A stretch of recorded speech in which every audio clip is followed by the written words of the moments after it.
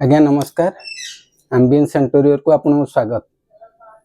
आम आज ये टाइल उपरे कथा हवा।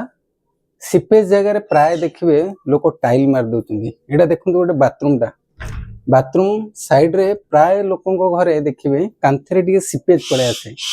सीपेज आसा फल कौन करती कि टाइल लगे दिखते देखते पूरा टाइल मार दी सार पूरा टाइल मार दी फल कौन कि आपण आपको ना थरे टाइल लगेला परे आउ काढ़ी परिबेनी कने एटा काढ़िले आपनकर धूड़ी तादेरु आपण सीमेंट बाली सब भांगी काढ़ियाटा इम्पॉसिबल।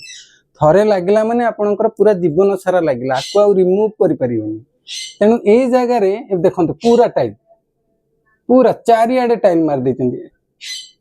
एटा पूरा आपनकर शो को पूरा नष्ट कर दउ। फिनी एटा बेडरूम टा गोटे जेहेतु कि अटैच टॉयलेट थाए सेथि पई सीपेज जगह मार दियंती टाइल ना कौन ना परमानेंट ना एटा पूरा परमानेंट हे गला आउ आपण आको रिमूव करि परिबेनी भांगी परिबेनी काढी परिबेनी। तेनु आप में सॉल्यूशन कोन आछि गोटे पॉलीग्रेनाइट शीट आछि।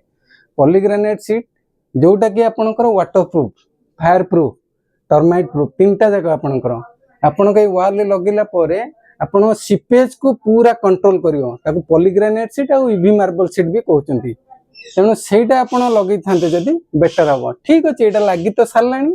तेणु आमे सारंग घर कोन करछु एठी पॉलीग्रेनाइट शीट मारिछु एपड साइड सार कोन करथांते एगुडा भी सब टाइल मार दै थांते। तेणु से तांकर देखि के हम वीडियो देखि के हमको कॉल करके हमको डाकिला परे आमे जेतेबेले देखिलु एपड साइड पूरा आमे पॉलीग्रेनाइट शीट कवर करछु।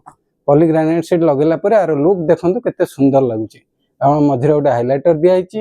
आपण ए शीट रो साइज आपणकर आसे 8x4 रो शीट आसे। थिकनेस आपणकर आसे 2.7 mm रो थिकनेस आसे। बहुत सुंदर देखा जीवो। आपण देखंतु पूरा लागिला परे आपण टाइल जमा लगांतु न थरे लगेला परे आपण आको रिमूव करि परिबिनी किंतु आको आपण रिमूव करि परिबे। धर ए कलर लगै चंदी आपण 5-10 वर्ष 15 वर्ष परे ना एटा काढी के आउ गोटे लगेबे आराम रे लगे परिबे किछि टेंशन नै आपणकर। ठीक अछि एटा लगंतु आपनको बहुत सुंदर देखा जीवो। कांटेक्ट करंतु ए नंबर रे म आपन घरे जाई कि ताको इंस्टॉल करबी पॉलीग्रेनाइट शीट। रहिला आज्ञा नमस्कार।